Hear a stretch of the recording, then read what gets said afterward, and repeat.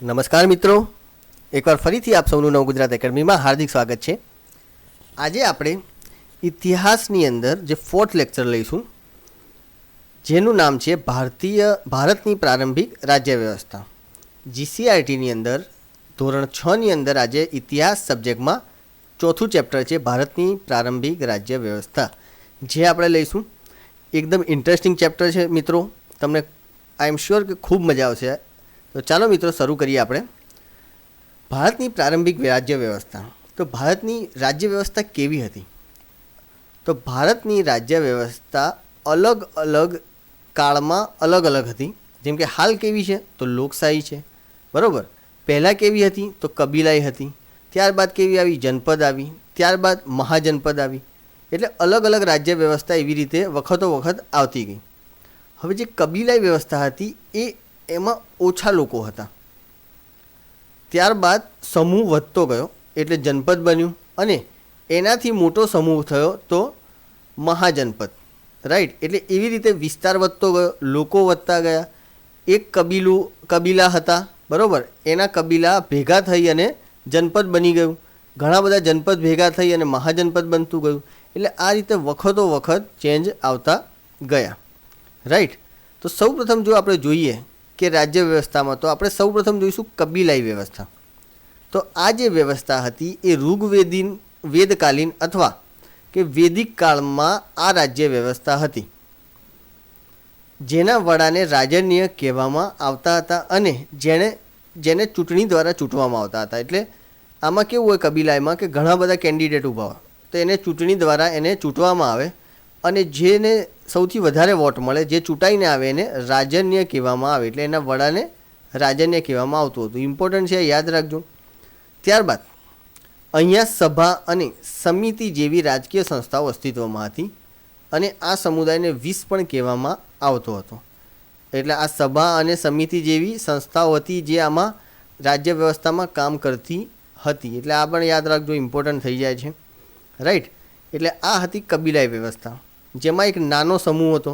તમે એમ સમજી લો કે આખો એક ગોત્ર જેવું, કે આખું એક કુળ, ગોત્ર નહીં, આપણે કુળ કહીશું, કે આખું એક કુળ એ ભેગું મળીને આખો એક કબીલો થતો હતો, અને એ કુળનું જે નામ હોય એ જ કબીલાનું નામ પણ આપવામાં આવતું હતું. અને આ બધું વેદ કાળમાં થતું હતું, જેને આપણે વૈદિક કાળ પણ કહીએ છીએ. ત્યારબાદ આપણે આગળ વધીએ તો કબીલાઈથી આગળ ગયા તો જનપદ આવ્યું, રાઈટ. એટલે અહીંયા જનપદ આપણે જોઈશું. તો સેકન્ડ નંબર પર જનપદ જોઈએ તો એની અંદર એવું છે કે ઈસવીસન પૂર્વે 1000ની આસપાસ પંજાબ અને ગંગા નદીના વિસ્તારોમાં આ જનપદની સ્થાપના થઈ.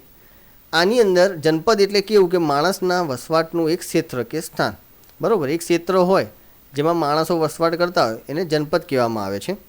અને જનપદ શબ્દ રાજ્યના અર્થમાં વપરાય છે, રાઈટ. આ યાદ રાખજો, રાજ્યના અર્થમાં વપરાતો એક શબ્દ છે. જનપદ એ ઋગ્વેદકાલીન કબીલાઈ સમાજથી બહુ વિશિષ્ટ કહી શકાય તેવી રાજ્ય વ્યવસ્થા હતી. કુરુ, પાંચાલ વગેરે જેવા સમૂહોના રાજ્યોનો તેમાં સમાવેશ થતો હતો, રાઈટ. આપણે આગલા ચેપ્ટરમાં જોયું હતું કે ઋગ્વેદકાલીન હતા, તેમાં પુરુ, બરાબર, ભરત વગેરે જેવા કબીલાઓ હતા, અને આ બધા ભેગા મળીને પછી કુરુ બન્યું. એટલે ઘણા બધા કબીલા ભેગા મળીને કુરુ બન્યા, પછી ભેગા મળીને પાંચાલ બન્યા. એટલે એ રીતે જે અલગ અલગ સમૂહો બન્યા તે આ સમૂહો જનપદ કહેવામાં આવ્યા. ત્યારબાદ આપણે આગળ વાત કરીએ તો મહાજનપદની વાત કરીએ. તો 6ઠ્ઠી સદીની આસપાસ મહાજનપદ અસ્તિત્વમાં આવ્યું. ભારતમાં 16 જેટલા મહાજનપદ હતા. જનપદ કેવું નાનું અને મહાજનપદ મોટું, રાઈટ. તો આ 16 મહાજનપદ હતા એ આપણને ખ્યાલ ક્યાંથી આવે છે?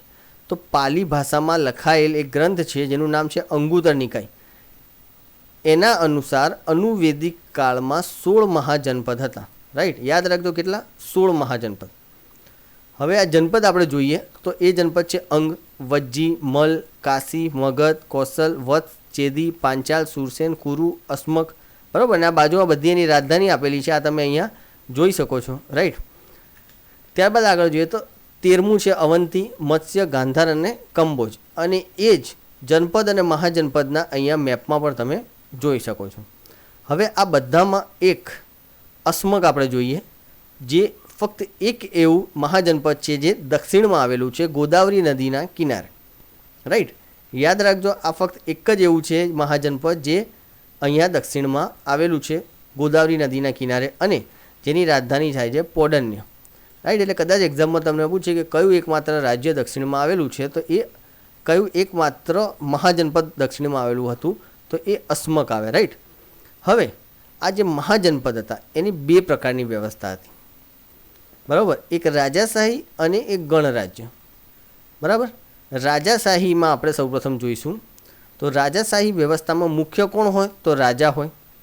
બરાબર, રાજામાં કેવું હોય કે રાજા એ સૌથી પહેલાં અહીંયા શાસન કરતો હોય, ત્યારબાદ એનો પુત્ર આવે.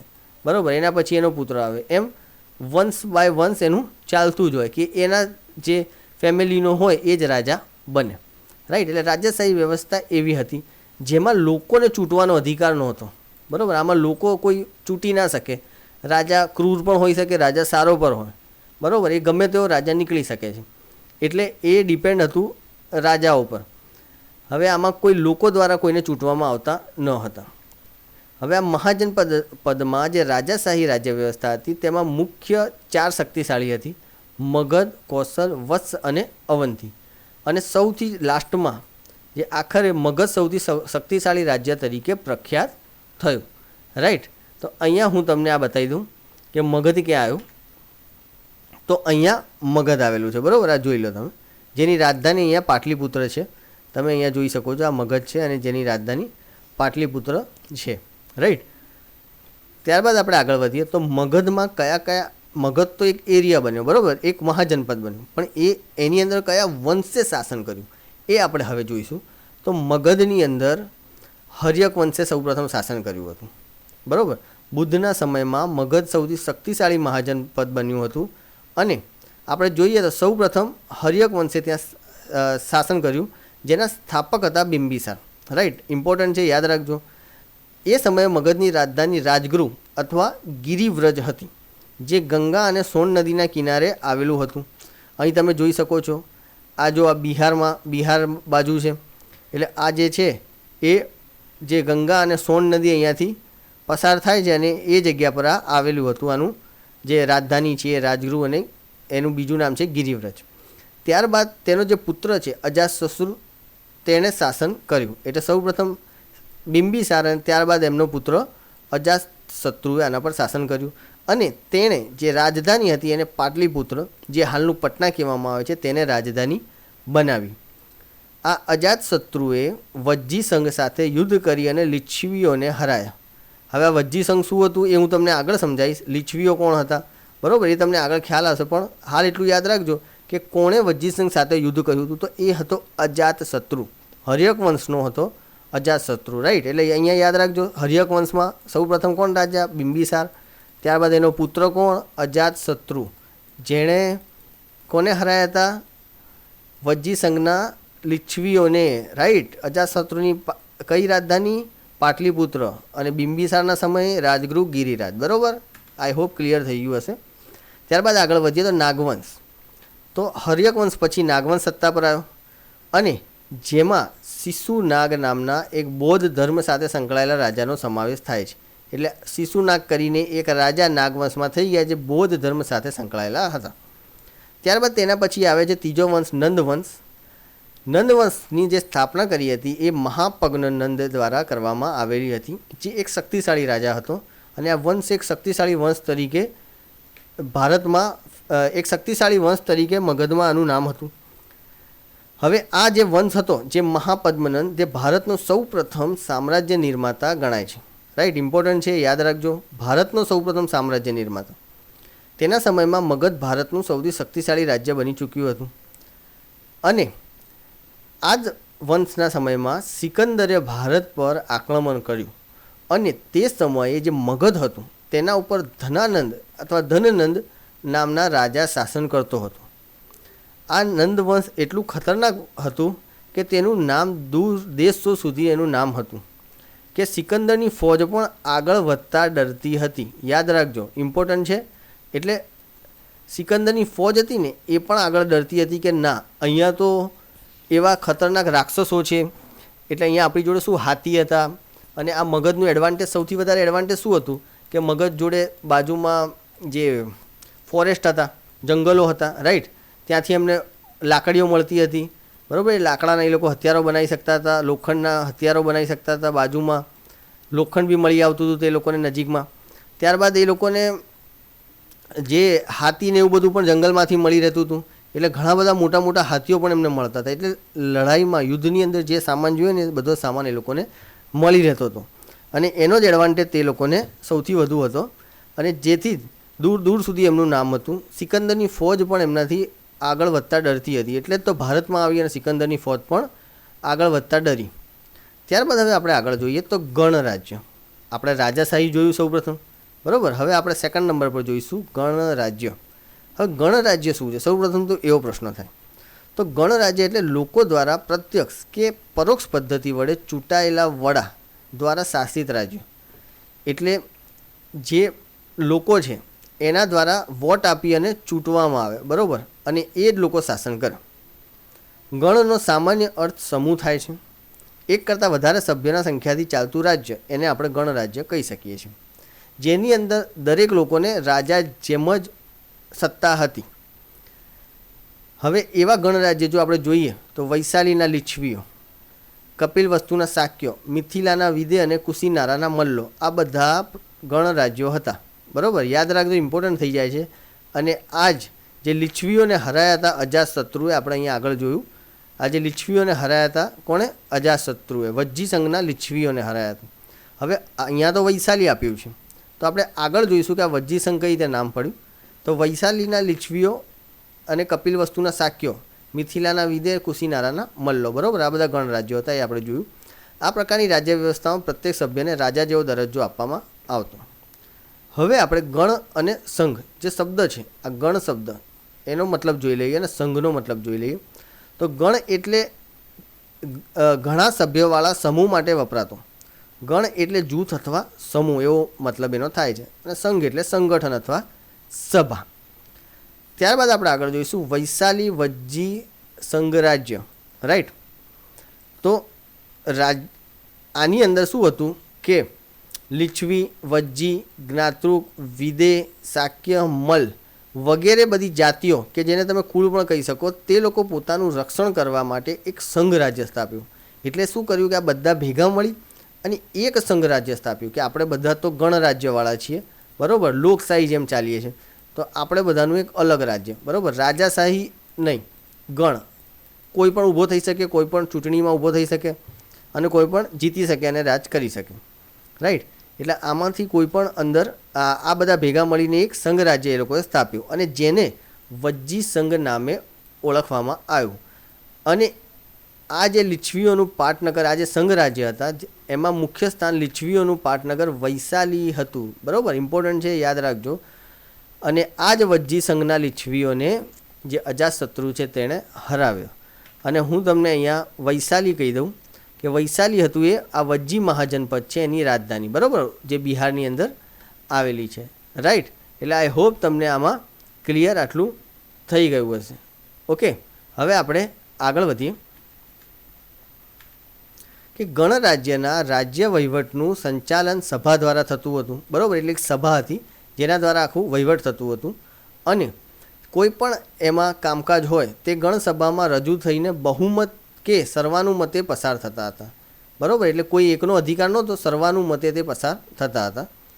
સભા ભરાતી તે જગ્યાને સંથાગાર અથવા નગર ભવન કહેવામાં આવતું હતું. આ ઇમ્પોર્ટન્ટ વસ્તુ થઈ જાય છે, રાઈટ. જે જગ્યાએ સભા ભરાતી તેને શું કહેવામાં આવતું હતું? સંથાગાર અથવા નગર ભવન. ગણરાજ્યો રાજ્ય વહીવટ માટે પોતાના પ્રમુખ પસંદ કરતા હતા અને જેની પસંદગી ચૂંટણી મારફતે થતી હતી. અને આ પ્રમુખને મદદ કરવા માટે એક જે સમિતિ હતી તેની રચના કરવામાં આવતી હતી. અને એ બધા સભ્યો જે હતા તેમની એક મુદત હતી, એ નિયત કરેલી હતી કે આટલી મુદત સુધી તે લોકો અહીંયા સભ્યપદ ભોગવી શકે છે. ત્યારબાદ આપણે આગળ જોઈએ તો તેમનું જે ગણરાજ્યના સમયનું સમાજ જીવન અને રાજ્ય વ્યવસ્થા કેવી હતી એ આપણે એક જોઈ લઈએ. તો આ જે લોકો હતા એ સાદા ઘરોમાં રહેતા હતા. તેઓની પ્રવૃત્તિ પશુપાલન અને ખેતી હતી. હવે પશુપાલન જોડે તો સંકળાયેલા જ હતા અને ખેતીમાં ઘઉં, ચોખા, જવ, શેરડી, તલ, સરસવ, કઠોળ જેવા પાકો ત્યાં થતા હતા, રાઈટ.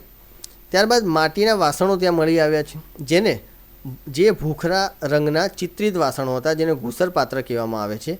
અહીં તમે જોઈ શકો છો આવા ભૂખરા રંગના ચિત્રિત વાસણો આવા હતા.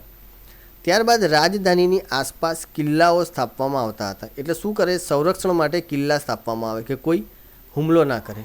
અને અમુક તો રાજા ફક્ત પોતાની શક્તિ બતાવવા કે સમૃદ્ધિ બતાવવા માટે પણ ઊંચા ઊંચા કિલ્લાઓ બાંધતા હતા.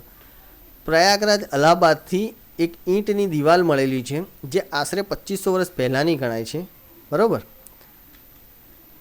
કિલ્લાની જરૂરિયાતને પૂરી કરવા માટે લોકો જોડેથી કર લેવામાં આવતો હતો, બરાબર. એટલે કરનો પણ અહીંયા ઉલ્લેખ છે કે લોકો જોડેથી કર લેવામાં આવતો હતો.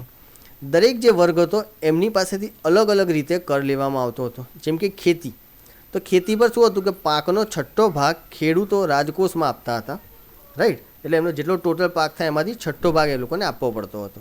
ત્યારબાદ કારીગર વર્ગ એ મંથમાં એટલે મહિનામાં એક દિવસ રાજ્યને કામ કરી આપતો. પશુપાલકો કરના ભાગરૂપે પશુઓ આપતા હતા અને વેપારીઓ સામાનના ખરીદ વેચાણ ઉપર કર આપતા હતા. એ સમયે લોખંડ શોધાઈ ગયું હતું, એટલે આ મહાજનપદોના સમયમાં લોખંડ શોધાઈ ગયું હતું. એટલે લોખંડના ઓજારોને લીધે ખેતીમાં સુધાર થવા લાગ્યો હતો. એટલે ખેતીમાં લોખંડના ઓજાર આવવાથી પાક વધુ મળતો થયો હતો. ત્યારબાદ ગણરાજ્ય યુગ દરમિયાન મહાત્મા બુદ્ધનો જન્મ થયો હોવાથી આ યુદ્ધને બુદ્ધકાલીન યુગ પણ કહેવામાં આવે છે. ઇમ્પોર્ટન્ટ છે, કદાચ પૂછી શકે કે બુદ્ધકાલીન યુગ કયા યુગને કહેવામાં આવે છે, તો એ ગણરાજ્યનો યુગ હતો ને એને, અથવા ગણરાજ્યના યુગ ને કયા યુગ તરીકે બીજા ઓળખવામાં આવે છે, તો બુદ્ધકાલીન યુગ. હવે જે ગણરાજ્ય હતા એવા બીજા દેશમાં પણ હતા. એટલે અલગ અલગ દેશમાં આવા લોકશાહી રાજ્ય હતા, જેમાં સ્પાર્ટા, એથેન્સ, રોમ, ગ્રીસ, બરાબર. આ લોકો પણ એક લોકશાહી રાજ્ય તરીકે વિવરણ કરવામાં આવેલા છે, રાઈટ. તો મિત્રો આજના લેક્ચરમાં આટલું જ હતું. હવે આપણે આજના પ્રશ્નો જોઈ લઈએ કે આ લેક્ચરમાંથી આપણને કેટલા પ્રશ્નો મળ્યા છે. તો સૌપ્રથમ તો મહાજનપદ કેટલા હતા, બરાબર. તો ચલો એનો આન્સર તમે મને કમેન્ટ બોક્સમાં જણાવો. લેક્ચર પોઝ કરો અને કમેન્ટ બોક્સમાં એનો આન્સર જણાવો. 5 સેકન્ડ સુધી હું વેઇટ કરીશ તમારી.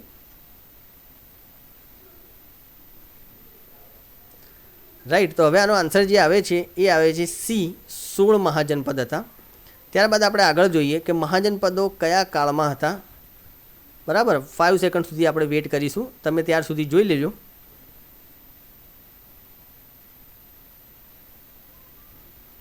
ઓકે, તો એનો આન્સર આવે છે સી, અનુવેદિક કાળમાં, બરાબર.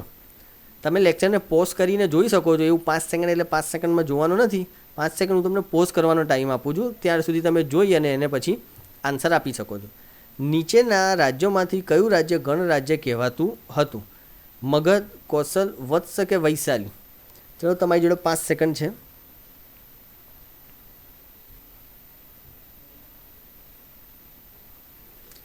ઓકે, તો આનો આન્સર આવશે ડી, વૈશાલી, રાઈટ. જનપદોમાં કેટલા પ્રકારની રાજ્ય વ્યવસ્થા સ્થાપિત હતી? 1, 2, 3 કે 4? 5 સેકન્ડ છે આપણી જોડે.